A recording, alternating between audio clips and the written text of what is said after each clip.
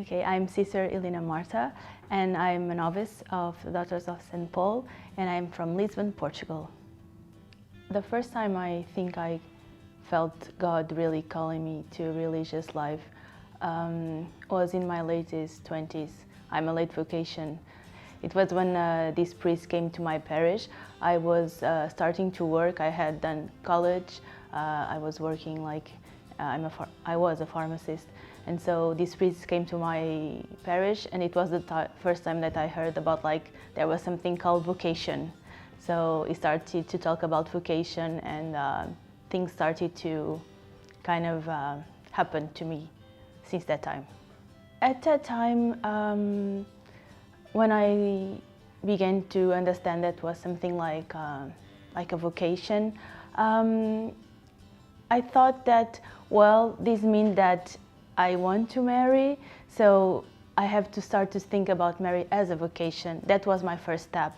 And so I asked to that priest if he could be my spiritual director, just to go a bit deeper on that.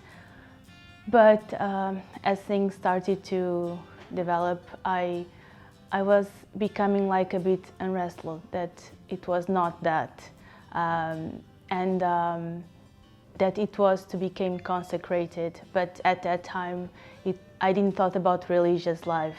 I thought that it was to become consecrated in the world. So because everything fit, I was working, I had my house, I have everything planned. And so, okay, it's to be consecrated in the world, great. I love the diocese, I work in the diocese in many activities. And so at first it was on that level that I was, and I kind of stayed in that for a long time.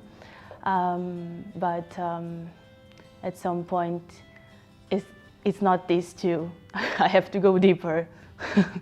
Okay, I found clarity because we started these vocational activities in the diocese, and many sisters get together from different congregations to help, and I went to help too in the capacity of a lay person, and I met a daughter of St. Paul, and I didn't felt like that was my vocation at first, but the things that she told us, like when I heard her speak, I was really, I prayed a lot with what she was saying.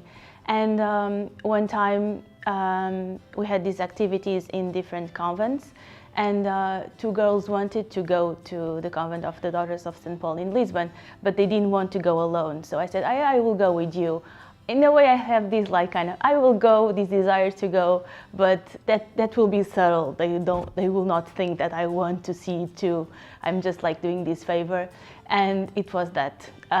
Those girls didn't went anymore, and I continued to go to the convent and to go to the chapel praying, and but it was difficult because when I entered the Daughter of St. Paul, I was in my 30s, and so there was many things happening in my life. So it was not okay, it's here. It was gradual, but I think it was that moment I kind of get hooked by Jesus in the tabernacle, and the sisters were very welcome, and I felt at home, and so I would pray, and at some point I realized that, okay, I spend my life here, so it's better to come at once, and to be all my life here. So, and it was that.